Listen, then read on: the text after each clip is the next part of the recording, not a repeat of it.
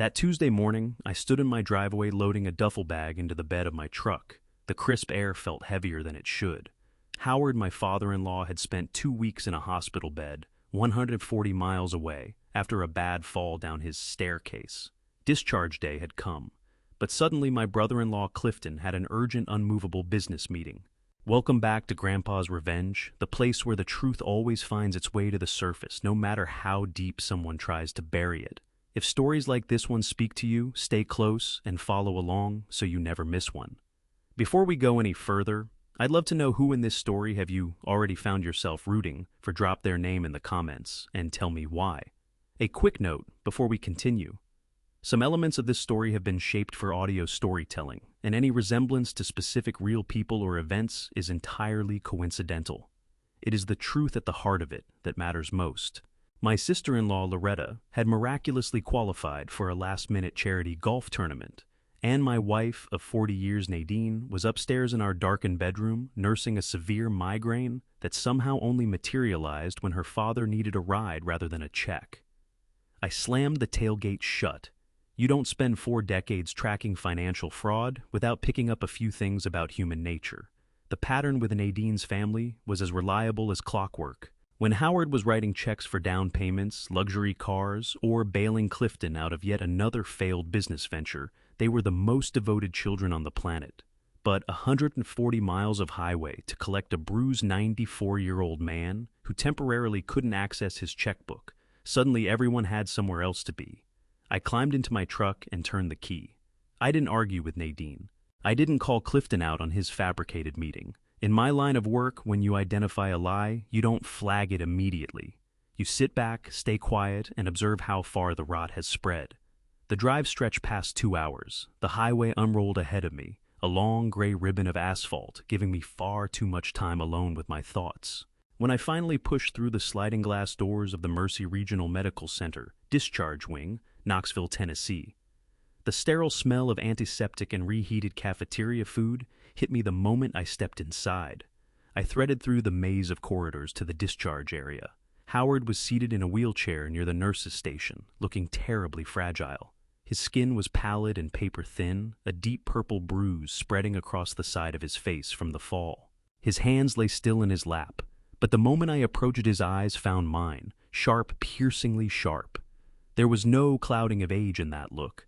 A young nurse with a weary smile held out a tablet loaded with discharge forms. "You must be Leonard," she said, passing me a pen. "We're so relieved you made it. We were starting to get concerned." I raised an eyebrow as I signed. Did no one else call to check on his discharge time? The nurse exhaled slowly, sorting through her folders. A dentist had called about an hour earlier, she told me, said he was the son. But he hadn't asked how Howard was doing, or what medications he'd need. He'd only wanted to know whether Howard had signed any legal discharge releases or transferred medical power of attorney to the hospital staff. He was very focused on what paperwork was being signed that day. The pen went still in my hand. The forensic accountant in me snapped to full alert. Why would Clifton be probing a nurse about power of attorney on a routine discharge?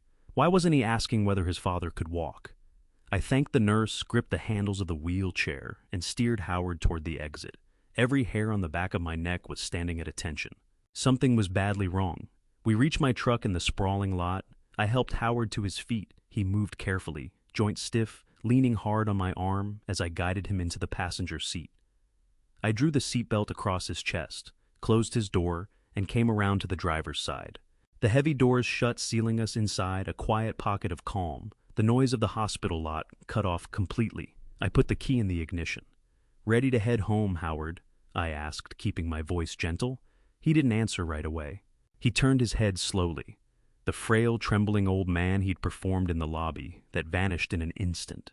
His posture straightened. He reached out and closed his hand around my wrist. His grip was unexpectedly strong, fingers pressing into my skin. "Don't take me home," he said, his voice low and raspy, but carrying an unmistakable bone-chilling clarity. "Drive straight to the lawyer's office. Edmund Voss. Don't tell Nadine. Don't tell anyone. Just drive." I didn't ask questions. I shifted into drive, pulled out of the lot, and merged onto the interstate headed back toward the city. The silence inside the cab was dense, weighted with everything left unsaid. I kept my eyes forward and waited. Pushing him would have been a mistake. 10 miles down the highway, Howard finally spoke, eyes fixed blankly on the dashboard. My fall? He said, the rasp gone, now replaced by something cold and hollow. It wasn't an accident, Leonard. My hands tightened on the wheel. I kept my voice even. What do you mean, it wasn't an accident? The doctor said you slipped at the top of the stair. Howard let out a dry, bitter sound that passed for a laugh. That's what Clifton told the paramedics. That's what Loretta told the doctors. They showed up that night unannounced, cornered me in my study. Clifton had a stack of papers, a transfer deed. He wanted me to sign over the 300-acre family estate on the spot. He was sweating, pacing, screaming that he needed the land to cover some emergency. Loretta stood in front of the door, blocking the way out. I said no. I told them I wasn't signing away the family legacy to cover Clifton's gambling and whatever else he'd buried. I tried to walk past them. Howard paused, drawing a shaking breath. His iron composure cracked for just a moment, and what showed through was the raw, agonizing betrayal of a father. Clifton grabbed my shoulder and shoved me back toward the desk. I lost my footing. I caught the doorframe, spun, and went tumbling down the top flight of the foyer stairs. Hit the landing hard, couldn't move. I was lying there gasping, staring up at the top of the stairs. And Leonard, they didn't come down. I kept my eyes on the road, my blood running cold. They left you there. They stood at the top of the stairs and looked down at me. Howard said, his voice shaking now, with barely contained fury. Clifton told Loretta to grab the papers. I heard the front door close. I lay there on that hardwood floor for 20 minutes before the sirens came. They left me there, drove off, and called 911 anonymously from a payphone 2 towns over to make it look like a tragic accident. The pieces crashed together in my mind with sickening, violent force. Clifton's sudden urgent meeting today, Loretta's golf tournament. They couldn't face the man they had nearly killed. They were hiding. But the worst realization struck me like a blow to the chest. Nadine, my wife, had refused to come today. A migraine, she'd said, shutting herself in a dark room so she wouldn't have to meet my eyes. I thought back to the hushed phone calls in the kitchen over the past 2 weeks. The way she'd abruptly changed the subject whenever I walked in. Nadine didn't have a migraine. She had an alibi. She knew precisely what her siblings had done to her father, and she had said nothing to protect them. The woman I had shared a bed with for 4 decades was complicit in the attempted murder of the man sitting beside me. I pressed harder on the gas. The engine surged. We're going to Edmund Voss's office, I told him, my voice dangerously level. And we're going to burn their entire world to the ground. The underground parking garage beneath the downtown high-rise office tower, Nashville, Tennessee, was cold and damp. I pulled into the darkest corner I could find. Edmund Voss was not the kind of attorney who handled neighborhood disputes or drafted simple wills for nice couples. He was a corporate litigator, a shark in a tailored suit, the type of man you retained when you needed to dismantle someone completely methodically and within the law.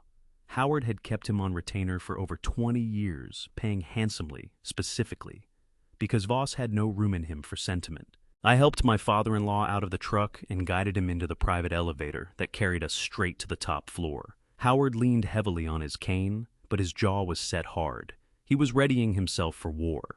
Voss was waiting in his vast corner office with a view of the city below. Late 50s, sharp-featured, with eyes that priced everything in the room the moment you walked through the door.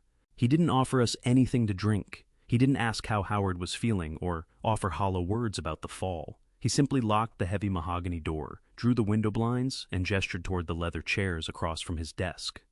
I had walked in expecting a restraining order, maybe a civil suit against Clifton and Loretta for elder abuse. I was profoundly wrong.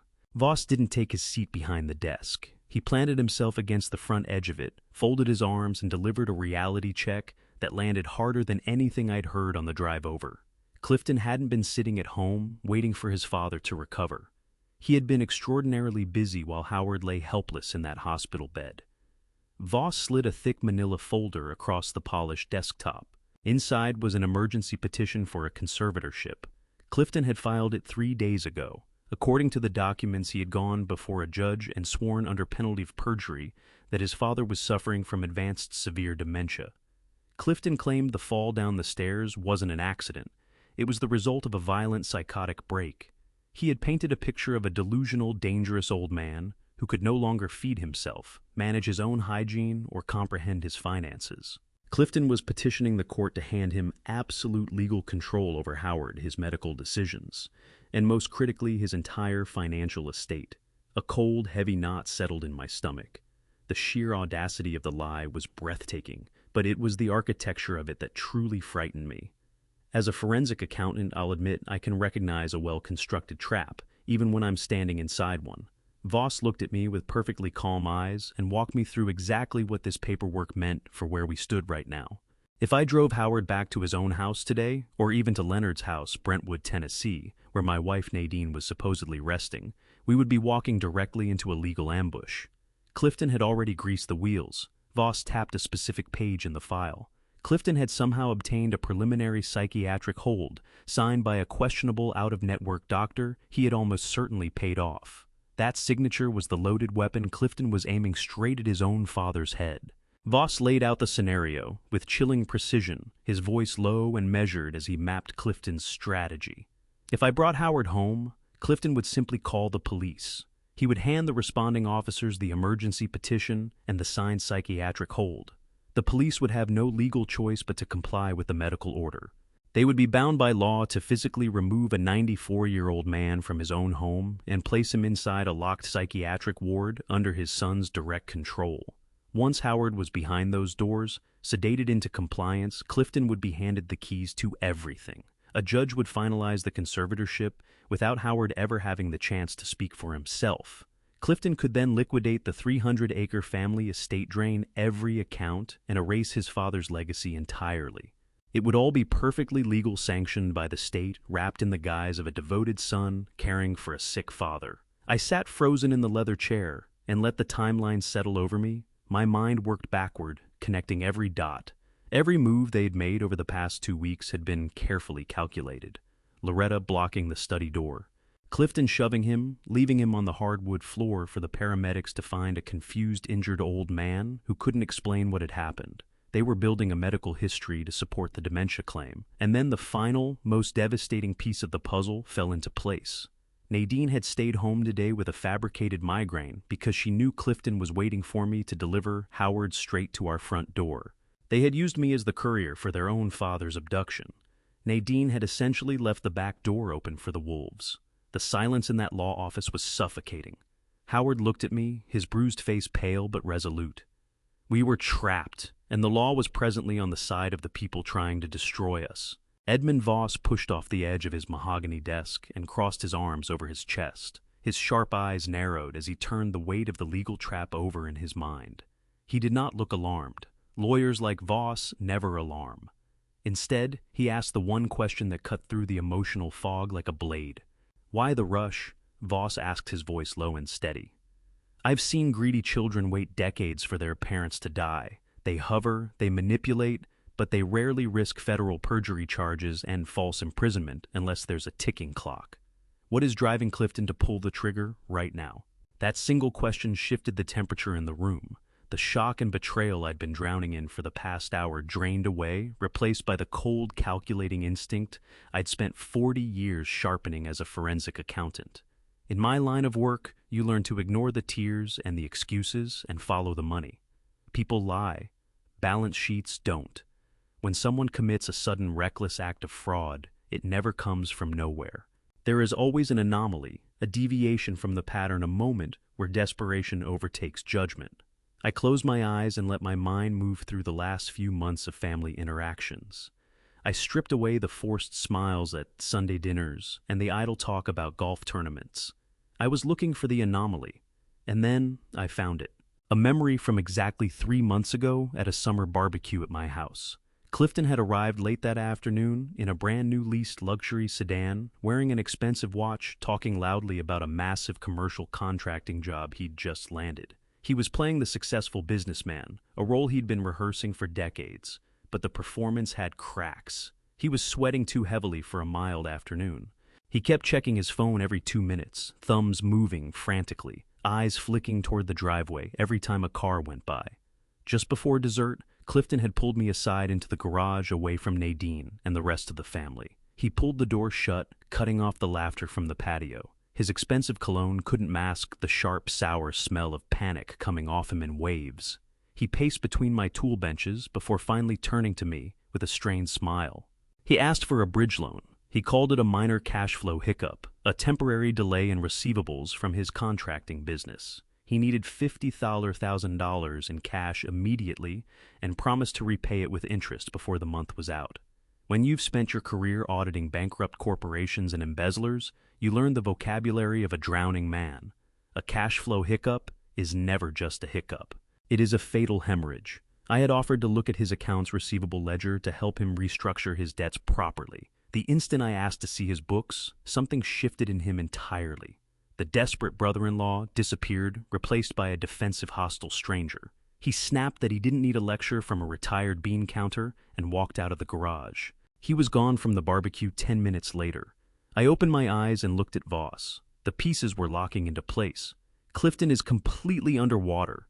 I said the full picture landing with absolute clarity. He's not just greedy, he's drowning. 3 months ago, he wasn't after a bridge loan. He was reaching for a life raft. When I refused to throw him one, he realized he had run out of options. I turned to Howard. My father-in-law sat quietly in the leather chair, hands resting on his cane. I laid out the grim arithmetic of his son's situation. Clifton had spent 30 years financing an illusion of wealth. The luxury cars, the club memberships, the sprawling house, all of it built on a fragile tower of credit and high-interest debt. When the economy shifted, or a few contracts dried up, that tower came down. Clifton doesn't have the luxury of waiting for nature to take its course. I told Howard, my voice dropping as I watched the heartbreak move across his bruised face. You're 94 years old, Howard, but you're strong. You could live to be 100. Clifton can't wait 6 years for an inheritance. He can't even wait 6 months. Whoever he owes money to is already at his door. Voss nodded slowly, picking up a pen and tapping it against the desk. And that makes the 300-acre family estate the ultimate prize, the lawyer said quietly. Exactly, I replied. That land is prime real estate. Developers have been circling it for the last decade. If Clifton gets this conservatorship through, he won't manage that land. He'll liquidate it the same day the judge signs the order. He would sell all 300 acres to the highest bidder for millions, in cash wipe out his debts and pocket whatever was left. By the time anyone worked out what he'd done, the family legacy would be buried under concrete, and Howard would be locked inside a psychiatric ward with no legal voice to contest it. The silence in that office pressed down like a physical weight. The motive was no longer a mystery. It was a terrifying mathematical certainty. Clifton wasn't angling for an inheritance to buy a boat or take a vacation. He was trying to steal a fortune to save his own skin, and he was ready to sacrifice his own father's freedom, dignity, and life to do it. This wasn't an arrogant son maneuvering for control of a family business. We were dealing with a cornered animal, and a cornered animal with nothing left to lose is the most dangerous thing on earth. I felt my pulse level out. The shock had burned off completely. If Clifton wanted to play games with numbers and legal machinery, he had chosen the wrong family member to go up against. I had spent my entire career dismantling men exactly like him. We walked out of Edmund Voss's office with a clear objective. There was no way I was driving my father-in-law anywhere near his own house, and Leonard's house, Brentwood, Tennessee, was completely off the table. Clifton had the legal paperwork staged to turn a simple driveway drop-off into a police incident. I needed to make Howard vanish fully off the grid until we could dismantle the conservatorship trap. I drove us across to the far side of the city. I picked the luxury extended stay hotel in a corporate park off West End Avenue, Nashville, Tennessee, It was the kind of place visiting executives use for long-term assignments. No nosy neighbors, no shared lobbies, just private entrances and total discretion. It was expensive, but money was the last thing on my mind. We needed an impenetrable shelter. I left Howard resting in the locked truck while I went inside to handle the reservation. As an accountant, I knew precisely how Clifton would go about finding us. He would pull my credit card records, monitor my bank activity, and trace my digital footprint. So I paid for an entire week in crisp, untraceable cash. When the clerk at the front desk asked for a name, I didn't pause. I registered under the name Franklin Oakes. A ghost name, a quiet nod to an old college professor of mine. Clifton could comb every hotel registry in the state and never find Howard. I brought the truck around to the private entrance and helped Howard inside. The suite was spacious, clean, and completely secure. It had a full kitchen, a generous living area, and heavy blackout curtains.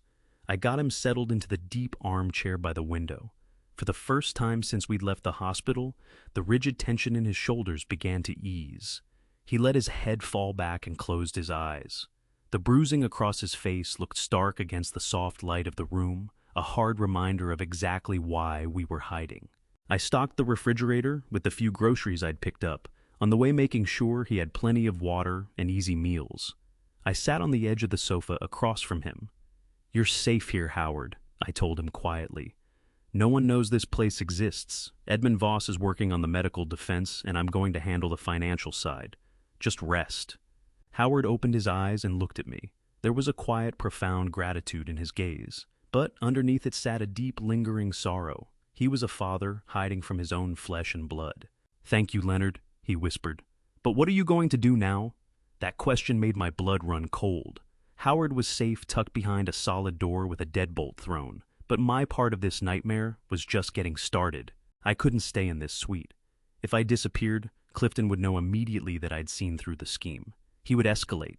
I had to hold the illusion of ignorance in place. I had to go back to my own house. I had to walk through my front door, hang my keys on the hook, and look my wife in the eye. The thought of facing Nadine turned my stomach. For 40 years I had believed I knew the woman I married. We had built a life together, shared quiet mornings and comfortable silences. But the woman waiting at home was a stranger. She was a conspirator. She had faked a migraine while her brother laid a trap to steal her father's freedom. I had to return to the lion's den and pretend everything was perfectly normal. I had to lie beside the enemy without letting a single trace of the rage inside me show. I stood and rested a hand gently on Howard's shoulder. "Keep the door locked," I told him. "Don't answer the room phone. I'll be back tomorrow morning." I walked out of the suite and listened to the heavy click of the deadbolt sliding into place behind me. I crossed the quiet parking lot to my truck. The sun was dropping, throwing long, dark shadows across the pavement. I gripped the steering wheel, drew a slow breath, and started the engine. It was time to go home and play the fool. The drive back to my neighborhood was agonizing. Every traffic light felt like it lasted an hour. I was rehearsing the lie I'd tell Nadine, trying to work the edge of anger out of my voice. I was 2 miles from home when my phone started vibrating in the cup holder. The caller ID lit up the dark cab. It was Nadine. I let it ring 3 times. I forced my heart rate down and pressed the answer button on the truck's Bluetooth. "Leonard, where are you?" Nadine said, her voice filling the speakers. She sounded breathless, frantic. It was a convincing performance. "Where is my father?" she went on. "The hospital called and said he was discharged hours ago, and you haven't answered my texts." I kept my eyes on the road. I gripped the wheel so hard my knuckles ached. I could hear the manufactured panic in her voice, but underneath it ran a subtle, sharp edge of impatience. She wasn't worried about his health. She was worried that the package hadn't been delivered to the ambush point.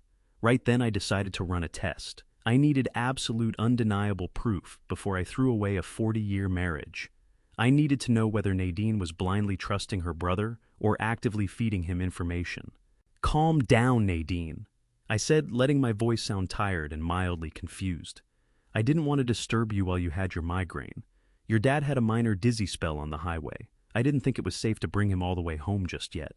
The line went dead quiet for a fraction of a second. The trap was set. "Where did you take him?" Nadine demanded. Her tone had sharpened. The worried daughter act was slipping. "I took him to the Riverview outpatient clinic on the east side of town," I said smoothly. "They have him in a private room on the 2nd floor. They want to keep him for a few hours to monitor his blood pressure. I'm going to grab a coffee across the street while I wait." "Oh, Leonard, you should have called me right away," Nadine said, her voice recapturing its false sympathy. "I'll stay here and rest. Just keep me updated and don't move him without telling me." She hung up. I immediately pulled the truck to the shoulder and made a sharp U-turn. The Riverview outpatient clinic was about 15 minutes away. The building was dark for the evening, the parking lot completely empty under the harsh yellow wash of the streetlights. I parked behind a shuttered pharmacy across the street, killed the headlights, and waited in the dark. I sat in the silence of the cab and watched the dashboard clock. The numbers flipped forward with agonizing slowness. I prayed foolishly that the lot would stay empty. I prayed I was wrong. I prayed that my wife of 4 decades would not betray her own father for a brother who was drowning in debt. Exactly 18 minutes later, the screech of tires ripped through the quiet night. A black late-model luxury sport utility vehicle came tearing around the corner, clipped the curb, bounced hard, and swung into the Riverview Outpatient Clinic parking lot.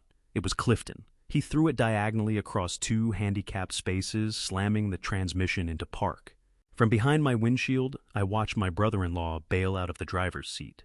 He had on the same suit he'd probably worn to his fabricated business, meeting a thick manila folder gripped in his left hand. The conservatorship papers, the psychiatric hold, the legal snare he had bankrolled. He broke into a run toward the locked glass doors of the darkened clinic and wrenched at the handles. When they didn't budge, he hammered his fist against the glass in pure, undisguised rage. He started wearing a groove in the pavement beneath the yellow light cell phone, already out jabbing at the screen with furious fingers. My own phone never made a sound. He wasn't calling me. He was calling Nadine to tell her the bird wasn't in the cage. I let my head fall back against the headrest and shut my eyes. The absolute finality of the moment settled over me like concrete. There was no room left for doubt, no space remaining for hope. Nadine had taken the lie straight from my mouth and passed it directly to her brother in under a minute. She wasn't a bystander on the fringe of this. She was a fully active participant in the demolition of her own father. 40 years of marriage dissolved in the cold, dark cab of my truck. Every anniversary, every shared birthday, every quiet Sunday morning with the newspaper spread between us. All of it gone, erased by the sight of Clifton hammering his fists against those clinic doors, clutching the paperwork meant to lock a 94-year-old man away for good. I didn't feel sadness anymore. The heartbreak had burned itself out, leaving nothing behind but cold, hardened resolve. The woman waiting for me at home was no longer my wife. She was an informant, and the men who try to outsmart a forensic accountant usually end up losing everything they have. I put the truck in gear, eased quietly out of the shadows, and pointed myself toward home. It was time to play the fool one last time. The drive back was finished, but the hardest performance of my life was only just getting started. I pulled into the driveway and cut the engine. The house looked exactly as it had when I'd left that morning, a quiet 2-story stone-faced home with trimmed boxwoods and warm porch lights. It looked like a sanctuary. Walking through the front door felt like stepping into a crime scene. I turned the deadbolt and moved into the foyer, dropping my keys into the ceramic bowl on the hall table. The clatter rang out loud in the stillness. Nadine was on the living room sofa, wrapped in her thick robe, a mug of chamomile tea resting on the coaster in front of her. The lights were turned down low, selling the story of her agonizing migraine. When she spotted me, she stood up quickly, drawing the robe tighter around herself. Her face arranged itself into a mask of worried concern, brow furrowed, eyes wide and searching. She wanted to know where I had been and why it had taken so long. She asked about her father. It was a masterful performance. If I hadn't just watched her brother pounding on the glass doors of an empty clinic across town, I would have believed every word out of her mouth. I drew a heavy breath and let my shoulders drop. I poured every ounce of real exhaustion I felt into my posture. I told her the drive was long and the traffic had been brutal. I kept my voice flat and worn down. Then I delivered the lie we had prepared together. I told her the hospital doctors decided to keep Howard overnight for observation, that his blood pressure had spiked during the discharge process, and they wanted to run a few more tests just to be safe. I said he was resting comfortably and that we couldn't pick him up until tomorrow afternoon at the earliest. I studied her face carefully. The relief that moved across her features was immediate and complete. She let out a long, unsteady sigh and pressed a hand to her chest.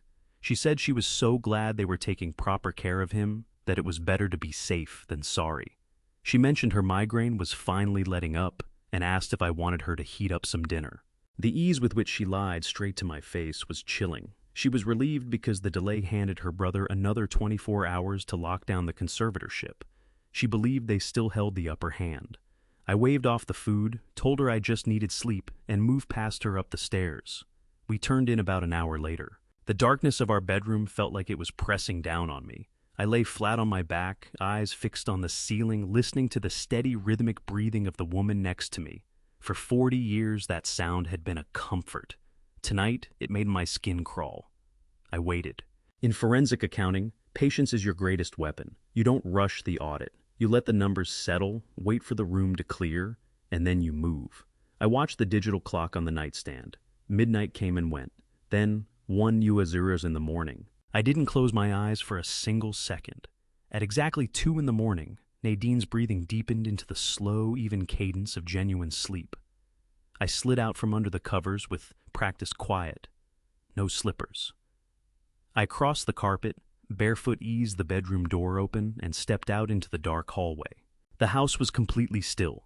I moved carefully down the corridor toward Nadine's home office, a small room at the far end of the hall, where she handled the household bills, organized her charity committees, and apparently conspired against her own father. I pulled the office door shut behind me and locked it. I left the overhead lights off. Instead, I drew a small pen light from my pocket and brought the computer monitor to life. The screen's pale glow spread a cold light across the room. Nadine was no digital security expert. She used the same password for everything the year we were married, followed by our zip code, a combination I once found endearing. I typed it in, and the desktop opened without resistance. From my pocket, I produced a specialized encrypted flash drive loaded with the auditing software I'd relied on during my corporate investigation days. I plugged it into the back of her machine and let the program run. This wasn't a casual browse through her history. This was a digital autopsy. I was going to dissect every file, every hidden folder, every deleted email on that hard drive. I started with the bank statements, cross-referencing the routing numbers on our joint accounts against the outgoing wire transfers. If Nadine was financing Clifton's operation, the money trail would surface here. Liars can wipe their text messages, they can fake a migraine to dodge a car ride, but they cannot hide the math. The numbers were about to show me exactly how far this betrayal ran. The auditing software needed less than 3 minutes to cut through the basic firewalls on Nadine's machine. I sat in the monitor's glow and watched streams of data roll down the screen. I started with the easiest target, our joint financial portfolios. For years, I'd managed the aggressive investments while Nadine handled the standard checking and liquid savings. We had built that arrangement on mutual trust. I was now slicing that trust open with a digital scalpel. I pulled up the transaction history on our primary retirement savings account, a high-yield fund we'd been building since our late 30s. I ran a comparative analysis script designed to surface hidden transfers dressed up as routine expenses. The software flagged an anomaly within moments. The screen threw a red highlight over a series of sequential withdrawals that had begun exactly 6 months ago. $10,000 out in April, $15,000 in May, another $20,000 in June. The pattern was relentless. I watched the total climb on the screen and felt a cold numbness move through my chest. By the time I reached the current month, the full amount drained from our retirement fund came to exactly $80,000. I traced the routing numbers on the outgoing wires. They ran through a shell holding company, but forensic accounting is about following the ghost in the machine. 4 keystrokes was all it took to peel back the shell company's registration. The destination account belonged to Clifton. I settled back in the office chair and stared at the screen. My wife had robbed us. Nadine had quietly and systematically drained $80,000 of our hard-earned future and handed it straight to her brother. She had done it while standing at the kitchen counter making dinner and asking how my day had gone. But $80,000 wasn't enough to save a sinking ship. If Clifton was still desperate enough to seize his own father for a 300-acre estate, that $80,000 was just a bandage pressed over a bullet wound. I needed to find out what the bullet was. I stepped away from the bank records and turned my attention to the local hard drive. Running a recovery sweep across Nadine's deleted files and downloads folder, I got to work. People assume that tossing a document into the digital trash makes it disappear for good. What they don't understand is that the ghost of that file lingers until something else writes over it. The recovery software surfaced a buried folder with the label Home Renovations. I opened it. No paint samples or quotes from contractors. The folder was loaded with scanned PDF documents. The first file I clicked brought up the official seal of the Internal Revenue Service, filling my screen a final notice of intent to levy. I worked through the document, decoding the bureaucratic language into plain English. This was absolute financial ruin. Clifton wasn't navigating some minor cash flow problem. He hadn't simply made a handful of bad bets. For the past 7 years, Clifton had been systematically underreporting income from his contracting business. He'd concealed assets, manufactured expenses, and ignored federal tax law entirely. The IRS wasn't merely seeking repayment. They were moving toward a federal criminal indictment for tax evasion. I opened the next file, a letter from a criminal defense attorney addressed to Clifton and forwarded to Nadine. The lawyer was walking him through exactly how bad things had gotten. Clifton was staring down up to 5 years in a federal prison. The only path to stopping the criminal prosecution and reaching a civil settlement was to pay the full amount, owed back taxes, penalties, and fines before the indictment was formally entered. That total came to over $2 million. Everything snapped into focus. The $80,000 Nadine had taken from our retirement was simply the retainer to keep the criminal defense attorney on the case. It was never about fixing Clifton or rescuing his business. It was hush money buying him time on the clock.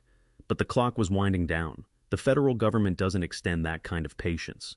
Clifton needed $2 million in liquid cash right away to stay out of a federal penitentiary, and there was exactly one asset within the family worth that sum.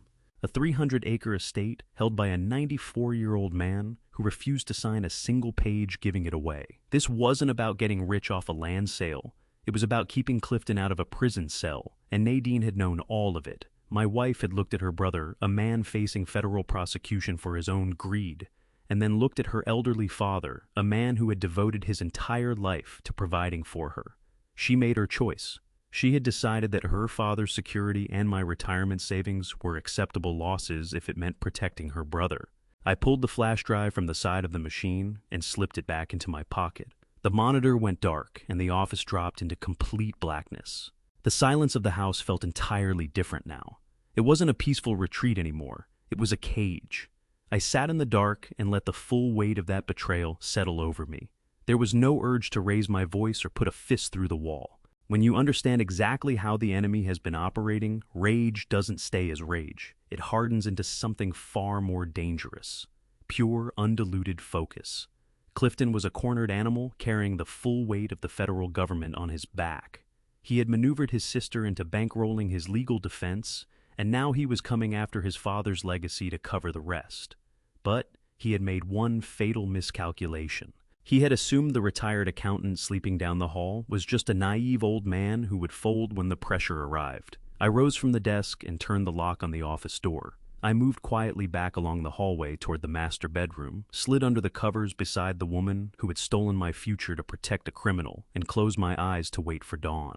Clifton was going to make his next move soon. When he did, I would be ready to take him apart one piece at a time. The sun came up far too quickly that morning. I hadn't closed my eyes for a single minute. I sat at the kitchen island with a mug of black coffee, listening to the refrigerator hum in the quiet. Upstairs, my wife of 40 years was climbing out of bed, probably rehearsing her next lie in the bathroom mirror. I knew exactly what the day had in store. Desperate people, when you shine light on them, tend to run. But back them into a corner, and they'll come at you. At exactly 8:15 that morning, the heavy brass knocker on my front door hammered 3 times. This wasn't the polite tap of a neighbor or a delivery driver. It was the firm, authoritative strike of someone used to being answered. I took a slow sip of coffee, set the mug down on the counter, and walked down the hallway. No hurry. In my line of work, you learn early that you never let anyone see you sweat. I turned the deadbolt and pulled the door open. On my front porch stood a young sheriff's deputy, one hand resting casually on his utility belt. But he wasn't who I was focused on. Standing directly behind him were my brother-in-law, Clifton, and my sister-in-law, Loretta. Clifton looked like a man coming apart at the seams. The polished, self-assured contractor from the summer barbecue was gone. His face had gone pale, his eyes were bloodshot, and he was barely keeping himself still. The tailored suit he wore was rumpled, likely the same one he had slept in after his frantic failed search of the clinic the night before. Loretta stood at his side, clutching her designer purse like a piece of armor. She was the silent partner, the one who nodded along and provided the familial chorus to make Clifton appear to be a deeply concerned son, rather than the desperate predator he was. The deputy tipped his hat with courtesy, but his tone was strictly business. "Good morning, sir. Are you Leonard?" I nodded, keeping both hands loose and visible at my sides. "I am," I said, steady as anything. "How can I help you, officer?" Before the deputy could continue, Clifton shouldered his way forward. He was gripping a thick stack of legal papers, edges crumpled from the force of his hold. He thrust them at my chest. "Where is my father?" Clifton's voice was sharp, carrying down the quiet street. "What did you do with him, Leonard?" We know you didn't leave him at the hospital, and we know he isn't at that clinic. You kidnapped him." The word kidnapped settled into the morning air. It was a heavy-loaded word designed to force the deputy's hand. I didn't flinch. I didn't raise my voice. I looked at Clifton with the same dispassionate focus I'd applied to fraudulent tax returns for decades. The deputy raised a hand and physically stepped between us. "Sir, step back," he told Clifton. "Let me handle this." He turned back to me, his face professional but direct. "Leonard, your brother-in-law, has filed an emergency missing persons report along with a preliminary conservatorship order signed by a judge. He's asserting that his 94-year-old father was discharged into your care yesterday afternoon and hasn't been seen since. He also claims his father is suffering from severe dementia and requires immediate psychiatric evaluation." I listened to every word and felt a deep, cold disgust move through me. Severe dementia. Immediate psychiatric evaluation. Clifton was truly going to go through with it. He was prepared to have his own father committed to a locked facility just to keep himself out of a federal prison. I looked past the deputy and locked eyes with Loretta. She couldn't hold it. She dropped her gaze to her expensive shoes. Both of them were neck deep in this no question. Then I heard footsteps on the stairs behind me. Nadine walked into the foyer, pulling her thick robe tighter. She looked at the deputy, then at her brother, then at me, her face arranged into a mask of frantic, bewildered confusion. "Leonard, what's going on?" she asked, her voice quivering just right. "Clifton, why are the police here?" Clifton looked at his sister with wide, desperate eyes. "He took Dad, Nadine. He took him from the hospital and hid him. He won't say where. We have the court order. We have the medical hold. The judge says we need to take custody of him right now before Leonard gets him hurt." Nadine gasped and pressed both hands to her mouth. She turned to me, eyes shimmering with manufactured tears. "Leonard, tell them where my father is. Please. You said he was at the hospital. Why would you lie to me?" Her performance was flawless. If I hadn't spent the entire night reading her deleted emails and tracing $80,000 of our retirement savings into her brother's bank account, I might have dropped to my knees and begged her forgiveness. The precision of her entrance, the exact pitch of that trembling voice, the unshed tears balanced perfectly in her eyes. She played the distraught, innocent wife, caught between two men in a power struggle with absolute mastery. But I knew exactly what the truth was. She was terrified because she understood the IRS was closing in on her brother, and this was their final desperate bid to lock down the collateral they needed. I didn't let a trace of anger show. I turned back to the deputy. "Officer, my father-in-law is in perfectly good hands. He's resting safely in a secure location because he is frightened of the two people standing on my front porch." Clifton practically climbed over the deputy's shoulder to get at me. "He's in this house. I know he is. He's a confused, sick old man, and you're holding him here to manipulate his estate." Clifton spun toward the deputy, waving the crumpled legal papers in frantic circles. "You have the documents. You have the psychiatric hold. I'm demanding you search this property right now and bring my father out." The deputy studied the paperwork, then studied me. "Leonard," he said carefully, "if you're concealing a vulnerable adult in defiance of a lawful medical order, that's a felony. I need to come inside and conduct a search. In a fraud audit, the moment the executives start pounding their fists and ordering you out of the room is the exact moment you know you've found what you came for." Clifton screaming on my front porch was the clearest possible confirmation that he had nothing left to play. He believed he'd driven me into a corner. He thought the weight of a uniform and a badge would be enough to make me fold. I held my ground in the doorway of the home I had paid for, facing the wife who had betrayed me and the brother-in-law who was trying to dismantle my family.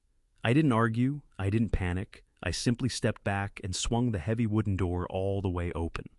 "Come inside, officer," I said, keeping my voice completely even. "You won't need to check the upstairs bedrooms. My father-in-law isn't in this house.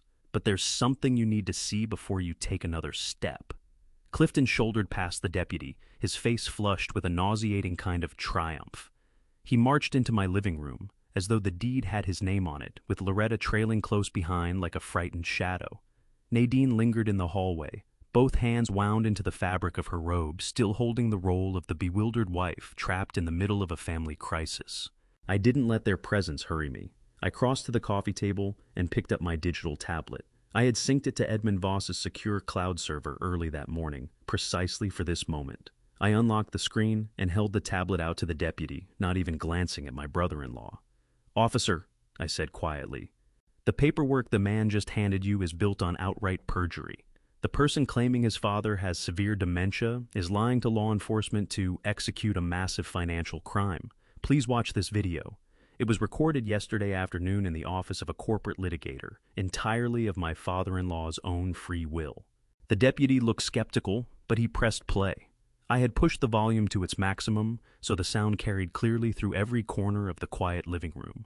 On the screen, Howard sat in a high-backed leather chair inside the lawyer's office. He looked straight into the camera. The deep purple bruising along the side of his face was plain under the office lighting, but his eyes were sharp and completely alert. He stated his full legal name, his date of birth, and the precise date and time of the recording. Then, in a voice that didn't waver for a single instant, he declared for the legal record that he was of entirely sound mind and body. "I am currently in hiding." Howard's voice filled my living room. "I am hiding because my son Clifton and my daughter Loretta physically assaulted me in my own home in an attempt to force me to sign over my estate. They left me injured on the floor and walked away. I have retained legal counsel, and I am formally requesting an emergency restraining order against my son Clifton." The color drained straight out of Clifton's face.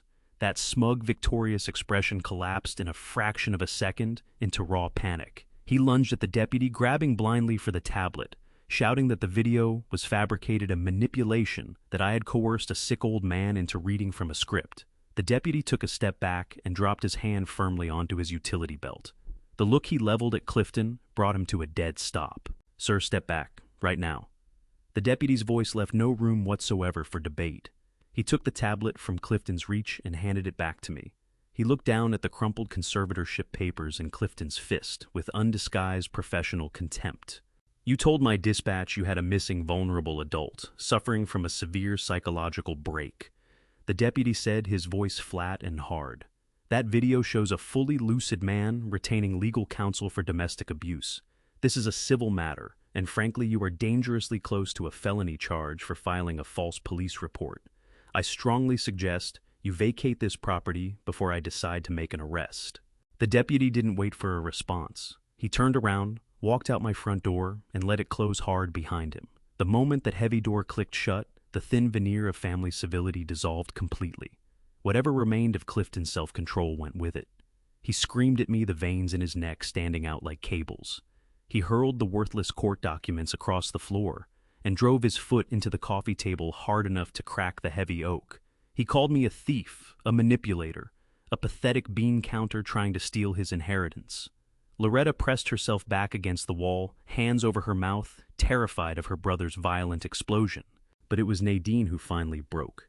The fake tears stopped instantly as though a switch had been flipped, replaced by a look of pure, undisguised contempt. She stepped out of the hallway and took her place shoulder to shoulder with her brother. "Stop this right now, Leonard." Nadine's voice was shrill and strained. "You have no right to do this. You have no right to interfere with my family." I looked at the woman I had married 40 years ago. I kept my voice down. I asked her whether she knew her brother was staring down a federal prison sentence for tax evasion. I asked her whether she knew her father had been lying on a hardwood floor in agony while she was faking a migraine in our bedroom.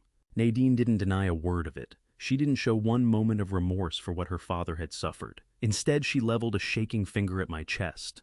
"It's his land!" she shouted, her voice bouncing off the walls of the house we had built together. "It's blood money, Leonard. It belongs to us, not you. Clifton is going to lose everything. He's going to go to jail. You don't understand what's at stake. You just need to step aside and let us handle this." She was standing in front of me, actively defending the destruction of her own father to rescue a criminal. She was telling me to my face that my sense of right and wrong meant nothing against her brother's survival. She was utterly and permanently lost to me. I didn't scream back. I didn't engage. In forensic accounting, once the audit is finished and the fraud is fully laid out, you don't stand around debating the person who committed it. You close your briefcase and hand the findings to the proper authorities. I turned my back on my wife and her brother and walked up the stairs to the master bedroom. I pulled a heavy leather suitcase down from the top shelf of the closet and began loading my clothes into it. I didn't fold anything. I packed enough to get through the next few weeks. I grabbed my passport, my personal financial ledgers, and the encrypted flash drive holding the complete digital record of Nadine's crimes. I zipped the case shut and walked back downstairs. Clifton was wearing a groove in the foyer floor, muttering to Loretta about finding a different judge and filing a fresh appeal. Nadine stood by the door, arms crossed, her expression hard and unyielding. She thought I was retreating. She thought the pressure had finally done its work and I was stepping back the way she demanded. I stopped in front of her. I looked into her eyes one final time. I didn't say goodbye. I didn't mention divorce or what I was entitled to take with me. Words had become entirely beside the point. I adjusted my grip on the suitcase handle, walked past her, and pushed the front door open. I moved down the driveway toward my truck. The morning air was sharp and cold against my face. I loaded my suitcase into the passenger seat and got behind the wheel. I didn't look back at the house as I backed out of the driveway and drove away down the street. The lines had been drawn permanently. I was going to war. What I'm about to walk into next will change everything, not just for me, but for everyone who thought they had already won. Before I tell you what I uncovered and what it cost the people who believed they were untouchable, let me ask you this. If someone you trusted completely had been quietly working against you, would you confront them the moment you knew? Or would you wait, gather every piece of proof, and let the truth do the work? I drove directly from the house I had just walked out of and headed back toward the city. The radio stayed off. The heavy quiet inside the cab gave me the room I needed to compartmentalize the wreckage of my marriage. I pulled down into the underground parking garage of the luxury extended stay hotel in a corporate park off West End Avenue, Nashville, Tennessee, and went straight up to the suite where I had concealed my father-in-law. When I pushed the door open, Edmund Voss was already there. Lawyers like Voss don't sit around waiting for the smoke to clear. They pour the foundation while the building is still burning. He was at the small dining table with his laptop open, fingers moving fast across the keyboard. Howard sat in his armchair with a cup of hot tea, looking considerably more rested than he had the previous day. Voss shut the laptop and looked up at me. He didn't ask how things had gone at the house. The leather suitcase in my hand told him everything he needed to know about my wife and her brother. Voss simply gave a single nod and moved straight to business. "We have a problem," Voss said. "Clifton still has that preliminary psychiatric hold floating out there in the system. The deputy walking away this morning bought us time, but it didn't dissolve the legal order. Clifton is cornered. He's going to shop for a judge willing to sign a bench warrant if we don't knock out his medical claim first." I lowered myself onto the edge of the sofa and asked him how we killed it. Voss gave a cold, measured smile. "We don't just kill it," he said. "We obliterate it." Over the next 3 hours, that suite at the luxury extended stay hotel in a corporate park off West End Avenue, Nashville, Tennessee, Nashville, Tennessee was converted into something resembling a high-level medical evaluation center. Voss hadn't only been writing emails. He'd been calling in favors. If Clifton wanted to play dirty by relying on a shady off-network clinic, Dr. Voss was going to crush that strategy under the weight of absolute unimpeachable credentials. One by one, 3 separate physicians arrived. These weren't ordinary general practitioners. They were board-certified geriatric psychiatrists. One held the position of head of neurology at the state university. Another was a nationally recognized authority on cognitive decline who testified regularly as an expert witness in federal court. Voss had retained all 3 independently to eliminate any possibility of claims involving bias or collusion. They evaluated Howard one at a time, behind the closed bedroom door.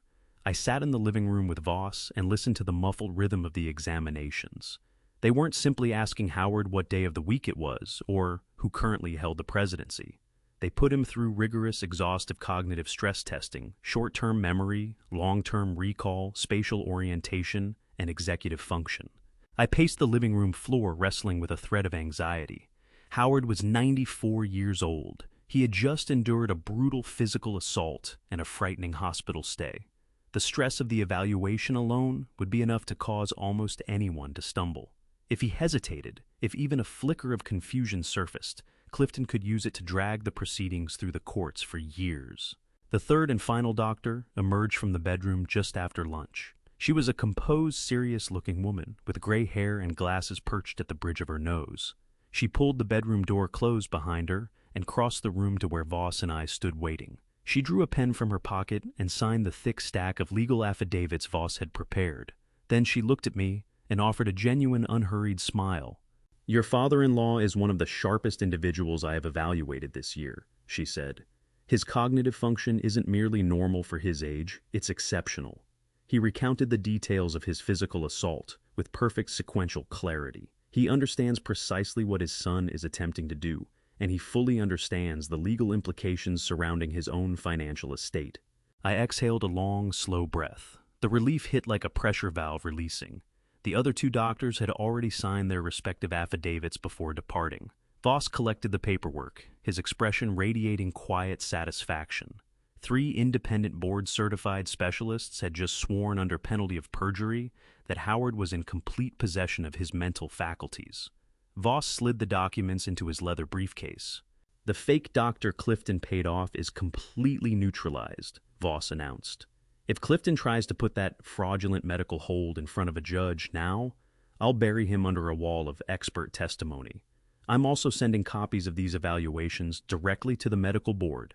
The doctor who signed that paperwork for your brother-in-law is going to lose his license before the end of the month." I stepped into the bedroom. Howard was seated on the edge of the mattress, looking worn but quietly triumphant, the bruising along his face beginning to fade into a dull yellow. He looked up at me. "How did I do, Leonard?" he asked softly. "You did perfectly, Howard," I told him. "You just built a fortress they can never tear down." I left the safety of the suite late that afternoon to pick up a few basic necessities. Howard needed soft foods, herbal tea, and some toiletries to make the stay more livable.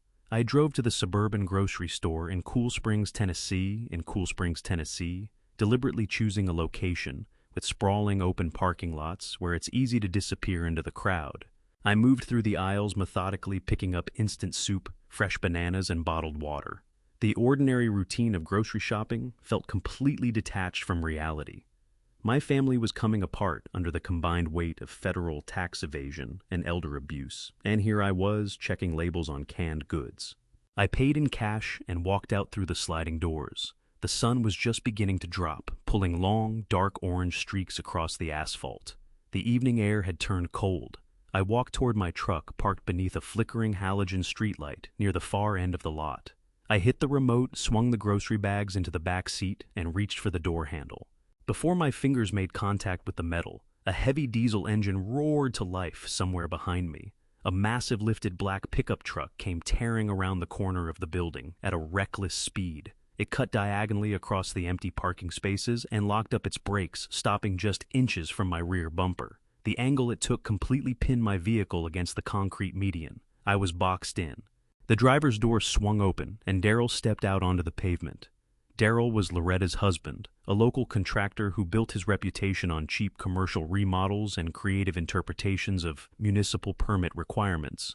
He was exactly the type of man who mistakes volume and physical size for leverage. He had on scuffed steel-toe boots, worn cargo pants, and a thick flannel jacket carrying a faint trace of stale beer and cheap cologne. His face was red and tight with anger, and he came at me with heavy, deliberate strides. I didn't retreat. I stayed where I was beside my door and watched him close the distance. Over the course of my career, I had sat across from dozens of men built exactly like Darrell men who feel the financial walls pressing in and conclude that physical intimidation is the only card they have left. Darrell pulled up less than 2 feet away. He filled the space between us, puffing out his chest to make himself as wide and imposing as he could manage. He leveled a thick, calloused finger at my face. "Where is the old man?" Darrell demanded, his voice a harsh, guttural bark that carried across the empty section of the lot. "You think you're so clever, stashing him somewhere? Loretta is an absolute wreck. Clifton is wearing a hole in the floor. You're going to tell me exactly where you put him, right now." I held a completely blank expression. I didn't speak. I didn't cross my arms. I let the silence sit in the cold air between us. That silence enraged him further. Darrell moved another step closer, near enough that I could feel the heat coming off him. He slammed his open hand flat against my truck window, leaning his full body weight in my direction in a naked show of physical dominance. "You don't understand what's actually going on here," Darrell growled, dropping his voice to a low, menacing rasp. "Clifton isn't playing games anymore. The banks are calling my house now, Leonard. Clifton used my business as collateral on one of his bridge loans. If that 300-acre estate doesn't sell before the end of the month, the bank takes my company, my trucks, and my house." I kept my face stone still, but inside my mind was moving fast. Darrell had just handed me an enormous piece of the puzzle. Clifton hadn't only pulled Nadine into his financial collapse, he had dragged Loretta and Daryl down with him too. The whole family was bound to Clifton and his sinking ship. That was the real explanation for Loretta standing silently on my porch that morning. She wasn't there out of loyalty to her brother. She was fighting to keep her own home out of foreclosure. Daryl pushed his face to within inches of mine. His breath was hot and stale. "You need to stop playing the hero, Leonard," he sneered. "You are getting between desperate people and their survival. When people lose everything, they stop caring about the rules. Accidents happen to people who get in the way. You need to walk away, go back to your quiet little retirement, and hand the old man over before someone gets seriously hurt." It was a textbook, undeniable threat of physical violence. Exactly the kind of intimidation tactic a cornered thug reaches for when the money dries up. Daryl waited for me to flinch. He waited for a stutter, an apology, some plea for him to stand down. He wanted fear in my eyes, something to carry back to Clifton as proof that the accountant had finally broken under pressure. Instead, I moved my gaze just slightly past his shoulder and looked through the windshield of my truck. Mounted directly behind the rearview mirror was my high-definition motion-activated dash camera. It was hardwired to the battery and engineered to wake the instant anyone came near the vehicle. I could make out the tiny, steady red light pulsing in the darkness of the cab. Wide-angle lens, highly sensitive internal microphone, aimed directly at Daryl, recording his aggressive posture, his hand flat against my window, and every single threatening word that had just left his mouth. I looked back at him. I didn't smile, but something deep and quietly satisfying settled in my chest. "Are you finished, Daryl?" I asked. My voice was completely level, carrying absolutely zero trace of fear. He blinked, visibly thrown by my composure. He sneered, pulled his hand off the window, and stepped back. "You have been warned, Leonard. Don't make us come looking for you again." He turned, stomped back to his massive black truck, and hauled himself up into the cab. He threw it into reverse, backed out aggressively, and tore out of the lot, leaving a trail of dark exhaust hanging in the air behind him. I watched his taillights vanish down the suburban street. Then I calmly opened my door, slid behind the wheel, reached up to the dash camera, and pressed the sync button. I watched the progress bar on my phone as the high-definition file uploaded securely to my encrypted cloud server. I had driven out to the suburban grocery store in Cool Springs, Tennessee, picking up instant soup and ginger ale. I was leaving with felony criminal intimidation, recorded in crystal-clear audio and video. I put the truck in gear and pulled out of the lot. Edmund Voss was going to absolutely love this. I drove back to the luxury extended stay hotel in a corporate park off West End Avenue, Nashville, Tennessee, with the dash cam footage safely stored in the cloud. The adrenaline from the parking lot encounter was slowly cooling into a sharp, cold focus. I walked into the suite and found Edmund Voss still working at the dining table. Howard was resting on the sofa. I didn't say a word. I set my tablet on the table in front of the lawyer and played the video of Daryl threatening me. Voss watched the contractor slam his hand against my truck window and deliver a blatant threat of physical violence. A slow, deeply satisfied smile spread across the lawyer's face. We finally had the criminal intimidation on record to demonstrate that Clifton was running a syndicate built on desperation.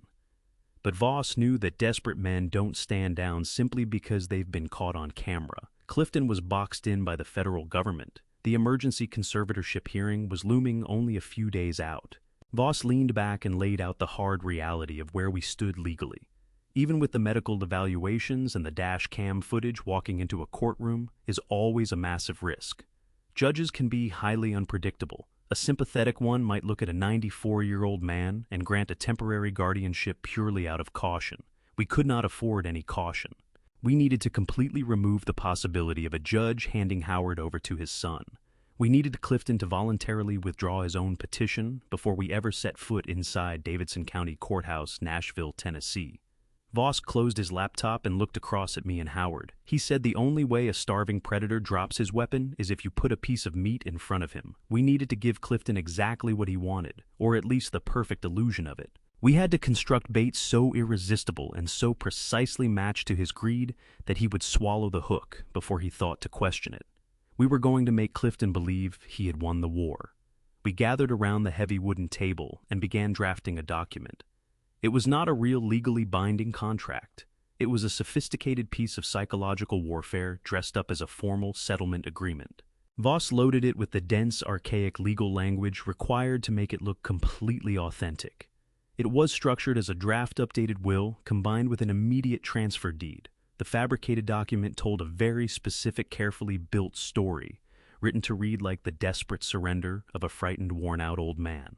The terms stated explicitly that Howard was prepared to immediately sign over the entire 300-acre family estate directly into his son's name. In exchange, Clifton simply had to drop the emergency conservatorship, cancel the psychiatric hold, and agree to a permanent no-contact order. I read through the printed draft. It was brilliant. It made my father-in-law look as though he had completely abandoned the fight. It made it look like Daryl's parking lot threat had done its job, that I was showing up at the table begging for a way out, just to keep myself physically safe. Clifton would pick up that heavy bond paper and see total unconditional victory. He would believe he had finally ground us down beneath the weight of his own intimidation. Howard read the document and nodded slowly. He understood the strategy completely. But Voss reminded us of the most critical step in the plan. We couldn't hand this document to Clifton or his attorneys directly. If a shark like Voss willingly delivered a complete surrender, Clifton would smell a trap immediately. The document had to be leaked. It had to feel like a stolen illicit win. It had to appear to come from a weak link in our armor. I told Voss I would be that weak link. I needed to put this bait directly into my wife's hands. Nadine believed I was just an accountant who had grown tired of fighting family drama. If I handed her the document while playing the role of an exhausted, beaten husband trying to salvage his quiet retirement, she would believe every word of it. I left and drove to the small coffee shop on the edge of Brentwood, Tennessee. I settled into a corner booth and called Nadine. She answered on the second ring. Her voice was cold, guarded, and wrapped in hostility. I kept my own voice deliberately low, letting a slight tremor work into my words. I told her I was tired. I told her the pressure had become more than I could carry, and that I just wanted the nightmare over. I asked her to meet me somewhere public so we could talk about a truce. 20 minutes later, Nadine walked into the coffee shop. She had on large dark sunglasses and her posture was rigid. She sat down across from me with her arms crossed tightly over her chest. She didn't order anything. She just stared at me, waiting for my complete surrender. I looked down at my hands and played the part of a man who had nothing left to fight with. I told her that her brother had sent Daryl to threaten me in a parking lot. I told her that her father was frightened of what Clifton might do next, and that the stress was taking a visible toll on his health. I slid the thick manila folder across the small wooden table. I told her this was a preliminary draft Voss had put together that morning to make the harassment stop. Nadine opened the folder. Her eyes moved quickly across the dense legal text. I watched her face carefully. For just a brief second, the cold, angry mask slipped completely. Her eyes went wide as she absorbed the terms. The 300-acre estate, immediate transfer, total surrender. A greedy, triumphant light sparked in her eyes. She was staring at her brother's escape from federal prison and her own personal vindication all at once. I told her that Howard would sign the final copy on Friday, but I made my one condition absolutely clear. Clifton had to formally cancel the emergency psychiatric hold and withdraw the conservatorship petition first. I told her I would not allow her father to sign a single thing while the threat of a police raid was still hanging over his head. Clifton had to lay down his weapons before we handed over the land. Nadine closed the folder and buried it deep inside her designer purse. She looked at me with a nauseating blend of pity and absolute triumph. She actually reached across the table and gave my hand a pat. She told me I was doing the right thing. She said this outcome was better for everyone, and that she would personally make sure Clifton reined in his lawyers so we could settle things without a fight. She rose from her seat and walked out of the small coffee shop on the edge of Brentwood, Tennessee, clutching the forged document like a winning lottery ticket. She never looked back. She was practically sprinting to her car to call her brother and deliver the good news. I stayed in the quiet corner booth and drew a slow sip of my black coffee. The bait had been taken. The enemy had swallowed the hook whole. All we had left to do was wait for them to drag themselves onto the boat. After Nadine left the small coffee shop on the edge of Brentwood, Tennessee, the clock started counting down. In the high-stakes world of forensic auditing, the hardest part is never finding the fraud. The hardest part is waiting for the perpetrator to act on the false sense of security you just handed them. I drove back to the hotel and briefed Voss and Howard. We sat in that quiet suite for 2 agonizing days. Every time my phone lit up, the air in the room turned heavy. We knew Clifton was a desperate man. Desperate men are highly impulsive, but they are also deeply paranoid. We had to bank on his colossal greed completely overpowering that paranoia. Clifton had spent his entire adult life playing the role of the smartest man in any room he entered. He surrounded himself with luxury cars and expensive suits just to project an aura of total control. When Nadine put that forged draft of the will in his hands, he didn't see a trap. He saw a mirror reflecting back his own perceived brilliance. He genuinely believed that sending his aggressive brother-in-law to corner me in the dark parking lot of the suburban grocery store in Cool Springs, Tennessee. In Cool Springs, Tennessee was the masterstroke that finally broke my spirit. He was fully convinced he had terrified a retired accountant and a frail 94-year-old man into complete unconditional surrender. On Thursday morning, the waiting finally ended. I was sitting at the small dining table with a cup of black coffee when Voss suddenly snapped his laptop shut and let out a sharp, genuine laugh. It was a rare sound from a man that ruthless. He turned the computer monitor toward me and Howard. On the screen was an official automated notification from the county clerk's office.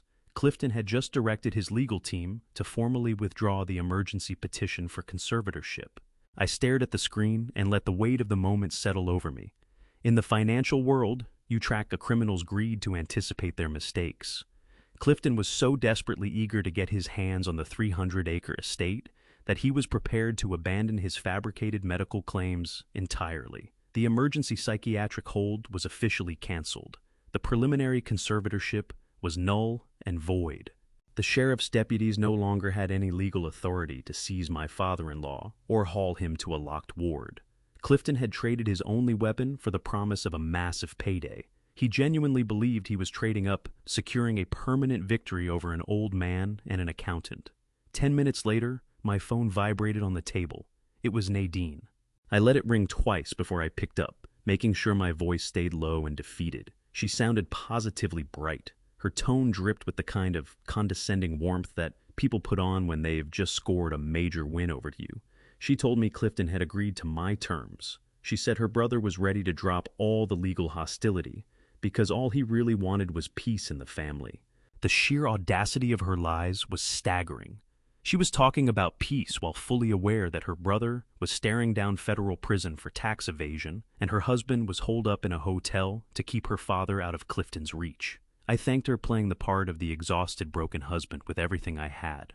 I told her I was relieved we could put this ugly chapter behind us and move forward. Then Nadine handed me the final piece of the puzzle. She said Clifton wanted to finalize the transfer immediately. He wasn't willing to wait on the mail or deal with electronic signatures. He wanted to look his father in the eye and watch him sign the physical deed himself. She told me Clifton had reserved a private mediation room at the Davidson County Courthouse, Nashville, Tennessee, for Friday morning at 9 sharp. It was the perfect neutral ground. She claimed a place where everyone could feel safe and walk away clean. I agreed to the time and the location. I told her we'd be there with the paperwork ready. I hung up the phone and looked across the room at Voss. The profound arrogance of my brother-in-law was almost hard to take in.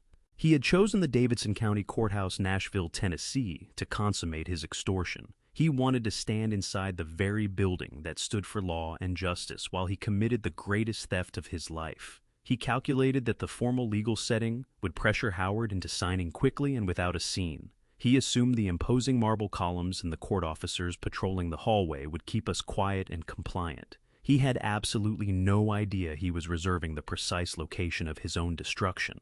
Voss immediately began organizing his thick physical files, sorting the medical evaluations and the real financial documents into his leather briefcase. The decoy phase was officially finished. We no longer needed to hide in the hotel's shadows. The legal threat hanging over Howard had dissolved, completely swept away by Clifton's own blinding desperation. We were back on the offensive. Howard rose from his armchair and crossed to the window, gazing out at the sprawling city skyline. For the first time since I had picked him up from the Mercy Regional Medical Center Discharge Wing, Knoxville, Tennessee, he looked at ease. The crushing weight of the psychiatric threat had been lifted from his shoulders. His bruises had faded to a dull yellow, but his resolve was sharper than ever. The frail old man routine was permanently put to rest. He was ready to face his children and shatter their illusions. That evening, we didn't revisit the betrayal. We didn't talk about Nadine or Loretta, or the millions of dollars in federal tax debt Clifton was trying to outrun. We shared a quiet, simple dinner in the hotel suite. It felt like the calm before the final storm. I packed my heavy leather suitcase, taking extra care to slip the encrypted flash drive and the digital memory card holding the dash cam video files safely into my breast pocket. The trap was fully built. The bait had been swallowed without a moment's hesitation. The target was swimming contentedly toward the boat, completely blind to the hook already resting in his jaw. All that remained was to show up at the courthouse the next morning and pull the line tight. The Davidson County Courthouse, Nashville, Tennessee, was a towering structure of cold gray stone and polished marble, a building engineered to make you feel small the instant you stepped through the heavy revolving doors. The air inside carried the scent of floor wax and stale coffee. Our footsteps rang out sharply along the long corridors. Howard was not in a wheelchair today. He moved slowly, but with unmistakable purpose, his cane tapping a steady rhythm against the hard floor. Edmund Voss walked beside us, his leather briefcase in hand. He looked perfectly at home in the rigid, unforgiving environment of the legal system. We rode the elevator to the 4th floor and made our way down the hall to the private mediation suites. Clifton had booked the largest room available. He wanted a grand stage for his ultimate victory. I pushed open the heavy oak door and we stepped inside. My wife, my brother-in-law, and my sister-in-law were already seated on the far side of the massive conference table. They looked like royalty positioned to receive the unconditional surrender of a conquered nation. Clifton was wearing a brand new immaculate charcoal suit. The frantic sweating man, who had raged on my front porch just days before, was nowhere to be seen. In his place sat someone who believed he had outmaneuvered the entire world. He was leaned back in his leather chair, fingers steepled, radiating an aura of total invincibility. Loretta sat to his right. She looked profoundly relieved. Her posture was loose, a smug little smile settled on her lips. She was looking at Howard not as her father, but as a completed real estate transaction about to rescue her own home from foreclosure. And then there was Nadine. She sat on her brother's left. When I walked through the door, she looked at me with that same nauseating mixture of pity and arrogant superiority. Her hands were folded primly on the table in front of her. She was utterly convinced she was the one holding this whole mess together, the peacemaker who had steered a family disaster with a steady hand, shielding her criminal brother from federal prison, while keeping her obstinate husband firmly in his place. We settled into our seats on the opposite side of the long wooden table. Voss set his briefcase on the floor and laid his hands flat on the polished surface. He said nothing. Neither did I. In forensic auditing, the single most powerful weapon you carry into a room full of liars is complete silence. You let them fill the dead air. You let them talk, because greedy and arrogant people are physically incapable of sitting still inside a quiet room. They will always open their mouths and bury themselves. Clifton did not let me down. He flashed a broad, predatory grin and reached into his leather portfolio. He produced a hefty stack of clean legal documents. The fraudulent settlement agreement we had fed to Nadine was sitting right on top. Underneath it was the actual officially executed transfer deed for the 300-acre family estate. He pushed the heavy stack across the oak surface until it came to rest directly in front of Howard. He then set an expensive gold-trimmed pen from his jacket pocket down on top of the deed with deliberate care. "We are very glad you decided to be reasonable, Dad," Clifton said. His voice was slathered in a toxic, condescending warmth. "I know the last few weeks have been confusing for you. I know you have been very stressed, but we are here today to put all of that ugly business completely behind us. We just want to move forward as a healed family." Loretta leaned in and nodded along. "This is really what is best for everyone, Dad." She added, her voice coated in manufactured sweetness. "Managing that massive piece of land is far too much of a burden for a man your age. You should be resting and enjoying your golden years, not worrying about property taxes and land maintenance. Clifton is going to take all of that heavy responsibility right off your shoulders." The sheer concentrated hypocrisy coming out of their mouths was breathtaking.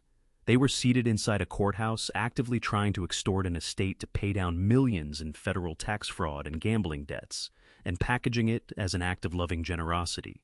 Then Nadine turned her eyes toward me. She offered a soft, forgiving smile that made the blood go cold in my veins. "Leonard," she said quietly, "I know you were very upset the other morning. I know you packed your bags and walked out because you felt overwhelmed by all the legal drama. But I want you to know that I forgive you for overreacting. We all forgive you. No hard feelings here today. You were acting out a misplaced emotion. Once Dad signs the paper and this is all finalized, we can drive back to our house together and get our quiet retirement back to normal." She genuinely believed every word of it. She truly thought she could embezzle $80,000 of our life savings, hand her father over to a psychiatric ward, and then simply invite me home for dinner once the extortion was wrapped up. I looked at my wife, then at Clifton and Loretta.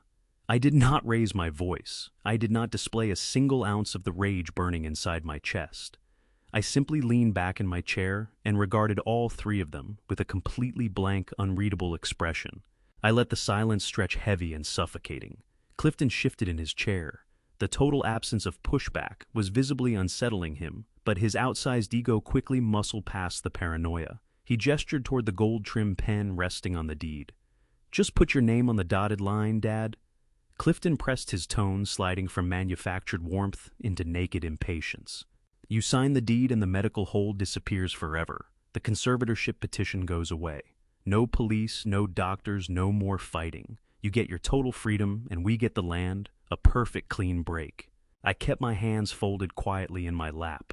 I watched Clifton puff out his chest, fully convinced he had secured the greatest victory of his life. He was completely blind to what was actually happening in that room.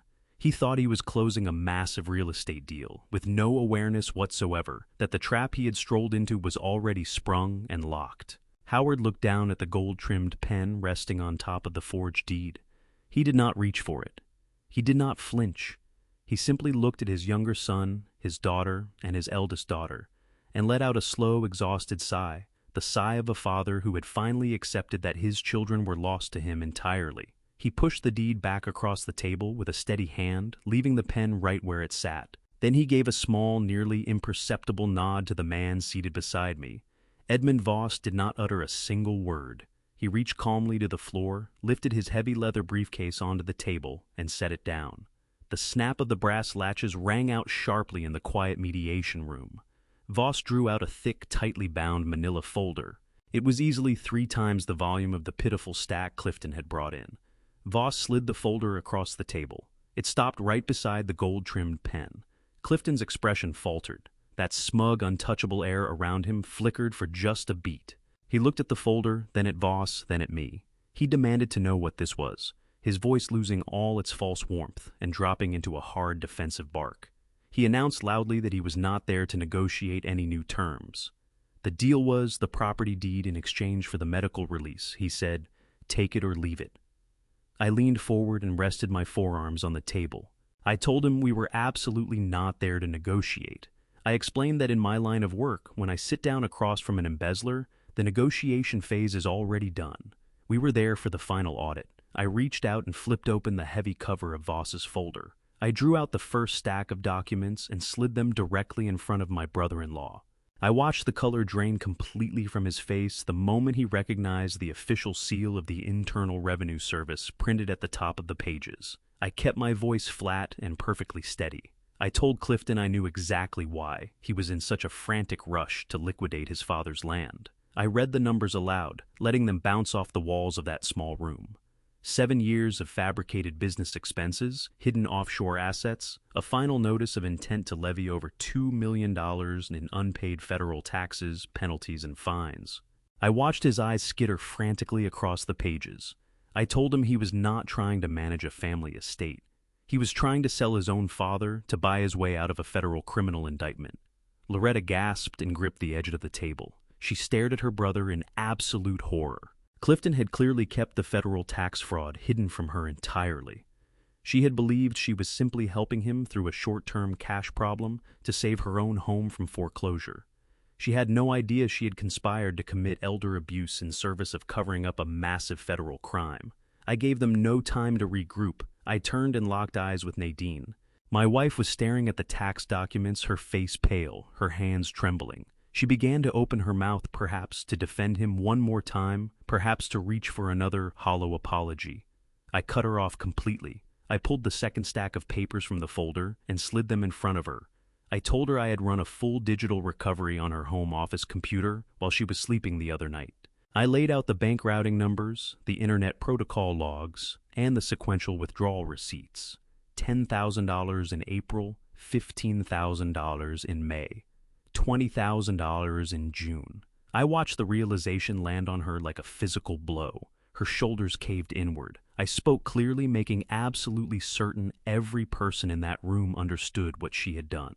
I told her she had systematically embezzled $80,000 from our joint retirement savings. I told her I knew the money had gone straight into a shell account to pay the retainer for her brother's criminal defense attorney. She had traded away the security of our twilight years to bankroll the defense of a tax cheat. Nadine began to cry, real tears this time. She stretched her hands across the table toward me, pleading for me to hear her out, pleading for me to understand that family looks after family. I drew my hands back before she could reach them. I told her she had forfeited the right to use that word the moment she let her father lie on a hardwood floor in agony while she performed a migraine. Clifton finally shook off his shock. He drove his fist down onto the table in a bid to reclaim control of a room that had already slipped completely beyond his reach. He shouted that none of these documents meant anything. He raged that I had illegally accessed his sister's computer and that whatever financial troubles he had with the federal government were entirely separate from his father's deteriorating mental state.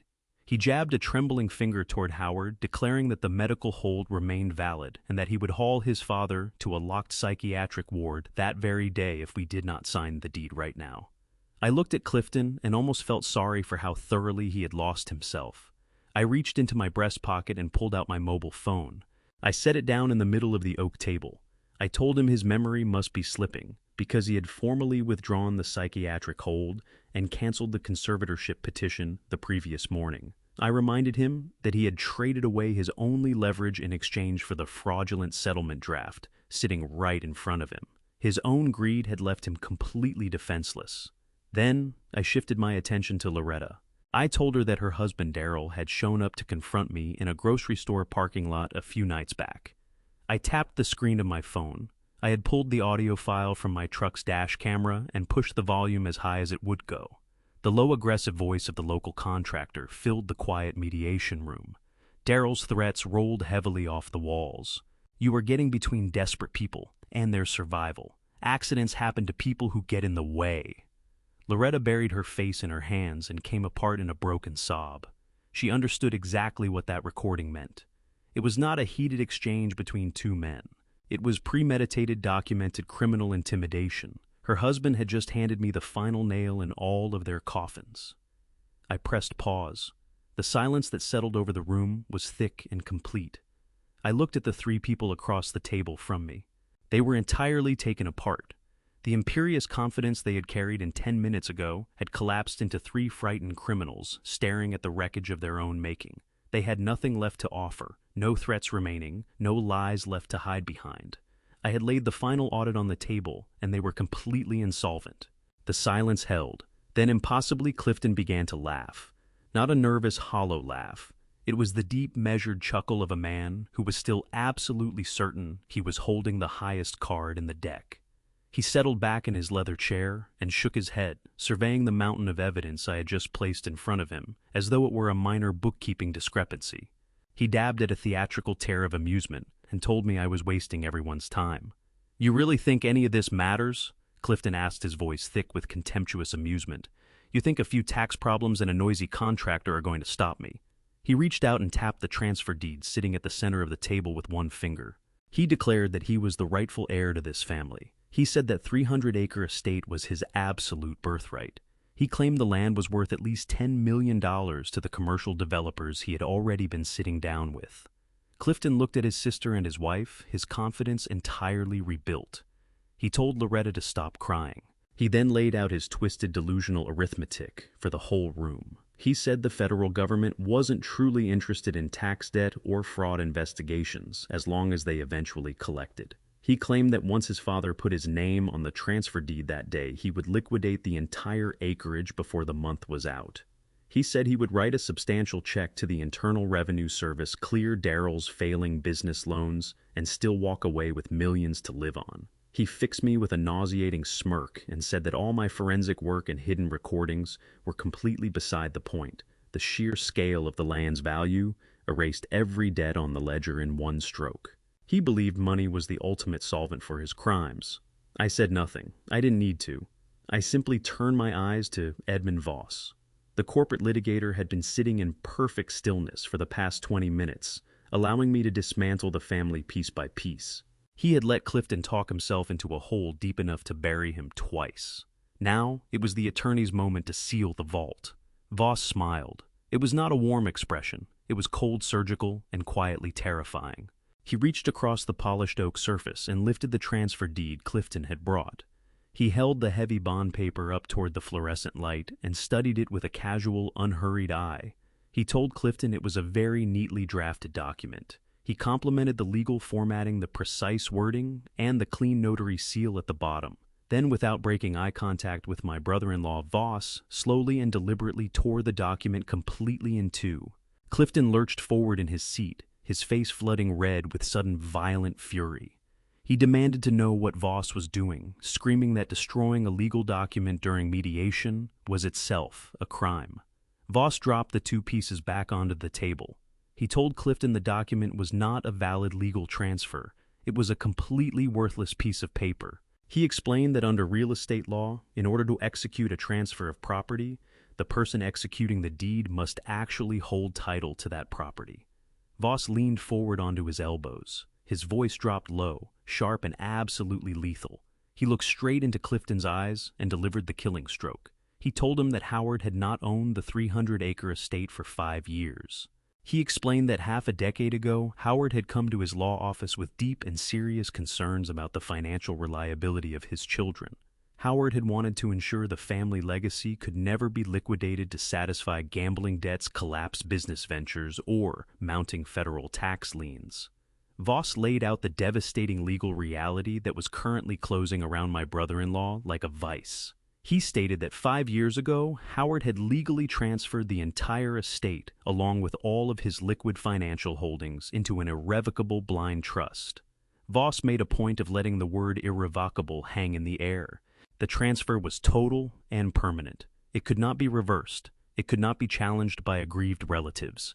And critically, it could not be seized by federal creditors or bankruptcy proceedings. I watched the full weight of it crash over Clifton's face.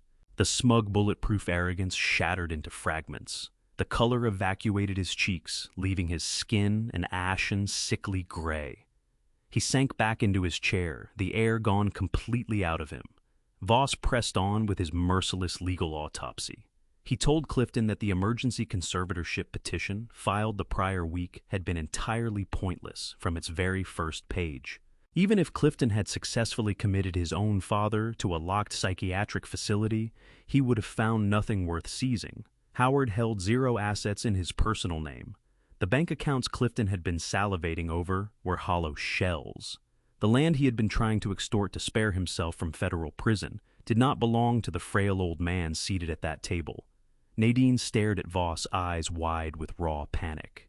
Her hands trembled visibly in her lap. She stammered, asking the attorney who actually controlled the trust. If her father didn't own the land, she needed to know who held the legal authority to sell it. She was still scrambling for a loophole, some back door that might yet save her brother. Voss turned his head and looked at me. Then he looked back at my wife and her brother. He explained that an irrevocable trust requires a sole trustee, a person with absolute unquestionable legal authority, to manage, distribute, or withhold the assets within the trust, exactly as they see fit. A person whose financial history was entirely clean, who understood complex accounting, and who could not be bent by family pressure. I folded my hands on the table. The silence in the mediation room was deafening. I looked at Clifton, whose mouth was working open and shut without producing a single sound. I looked at Loretta, who was staring blankly at the wall in pure shock. I looked at Nadine, the woman who had traded our marriage to protect a criminal. I kept my voice perfectly level. I told them I was the sole trustee. I explained that I held absolute unyielding authority over every single blade of grass on those 300 acres, and I had no intention of selling an inch of it to rescue them. The reality of those words settled over the mediation room like a dropped weight. I was the sole trustee. The land they had spent weeks trying to extort was entirely beyond their reach. I watched my brother-in-law come apart completely. The imperious posture he had carried into the Davidson County Courthouse dissolved without a trace. His shoulders buckled forward and he buried his face in his trembling hands. The millions of dollars he had been counting on to settle his federal tax debt and keep himself out of a prison cell had just evaporated. He was a ruined man sitting at a polished oak table with nothing left to play. Edmund Voss was not quite done. He reached into his leather briefcase one final time. He drew out a crisp white envelope and set it carefully on the table. He looked directly at Clifton. Voss explained that filing a fraudulent emergency conservatorship and fabricating a severe psychiatric hold was not merely a civil misstep, it was a serious criminal offense. He announced that his legal team had already forwarded the dash camera footage from the parking lot confrontation, the falsified medical documents, and the airtight proof of perjury straight to the district attorney's office. Voss stated that federal investigators were already combing through the evidence. Clifton was no longer facing only the Internal Revenue Service for tax evasion. He was going to answer to state and federal prosecutors for elder abuse, criminal intimidation, and felony conspiracy. Loretta let out a sharp gasp. She grasped in that instant that her husband was now staring down a criminal indictment because of the errands he had run on her brother's behalf. Her own life was crumbling right alongside his. I let the full weight of that legal death blow settle before I made my final move. I turned my attention entirely to Nadine. My wife was watching me with wide, frightened eyes. She had finally understood that her elaborate manipulation had failed in every direction. The $80,000 she had stolen from our retirement was gone. Her brother's freedom was gone. The quiet, comfortable life she had assumed she could simply return to was in ruins. I reached into my breast pocket and drew out a thick, folded document. I slid it across the table until it came to rest directly in front of her trembling hands. I did not raise my voice. I kept my tone flat and precise. I told her those were formal divorce papers. After 40 years of marriage, I was dissolving our union entirely. I explained that attached to the divorce filing was a sweeping civil lawsuit. I was pursuing her for every single penny of the $80,000 she had embezzled from our joint retirement accounts. I told her that my forensic auditing software had cataloged every digital footprint she left behind, and she had no legal defense whatsoever. She had sacrificed our marriage to shield a criminal, and she was going to walk away from this relationship with nothing but the consequences of her own choices. Nadine let out a broken, agonizing sob. She covered her mouth, unable to absorb the totality of her ruin, but there was no comfort available anywhere in that room. The moment the full reality of the situation landed, the fragile alliance between the siblings tore violently apart. Loretta pushed up from her chair. Her face was flushed with raw, undiluted rage. She thrust a shaking finger at Clifton and started screaming. She laid the blame for everything squarely on him. She shouted that he had pulled her husband into a criminal conspiracy and that they were going to lose their contracting business and their home because of his catastrophic, reckless debts. She called him a parasite who had finally burned the entire family to the ground to cover his own failures. Clifton snapped his head up, his face twisted with desperate fury. He screamed right back at her. He blamed Loretta for not helping him sooner. He accused her of being every bit as greedy and every bit as guilty. He loudly reminded her that she was the one who physically blocked their father inside the study during the assault, so he had no way out. He roared that if he was going to prison, he would make certain the prosecutors knew exactly what part she had played in the attack.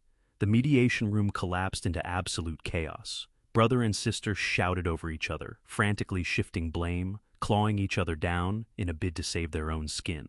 Whatever loyalty they had performed for weeks was entirely gone. They were like two drowning people fighting over the same piece of driftwood.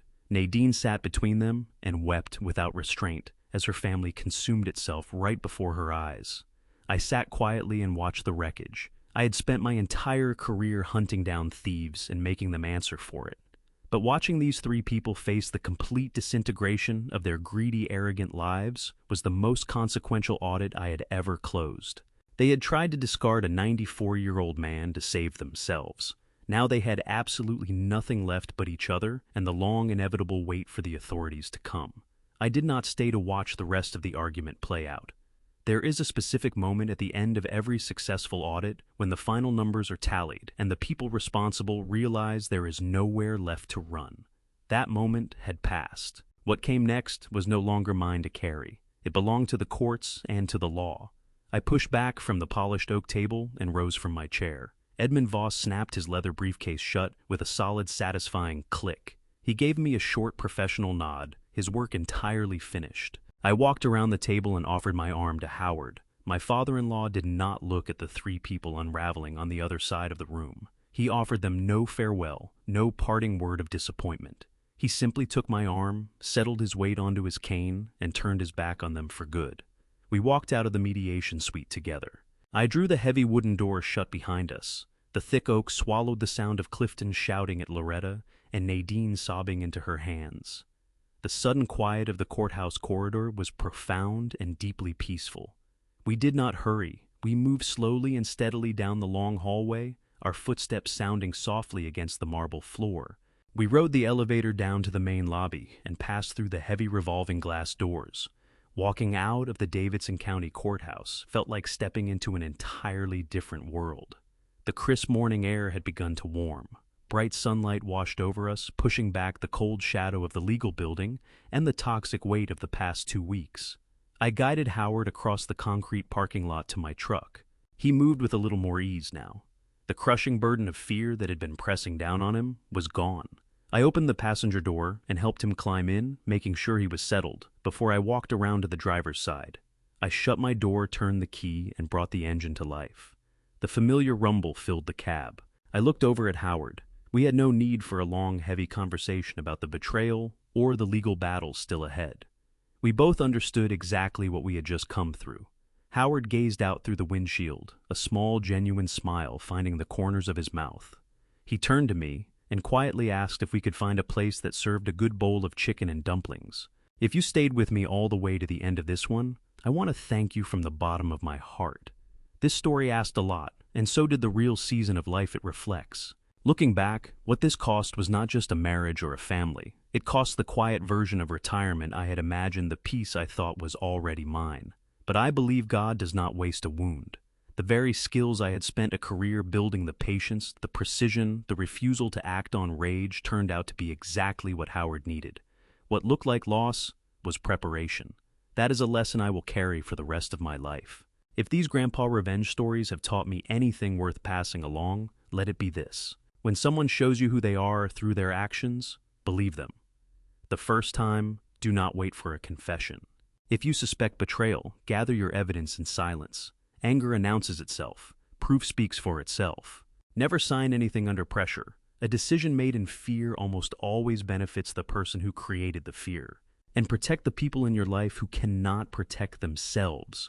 Because father stories like Howard's remind us that dignity does not expire with age.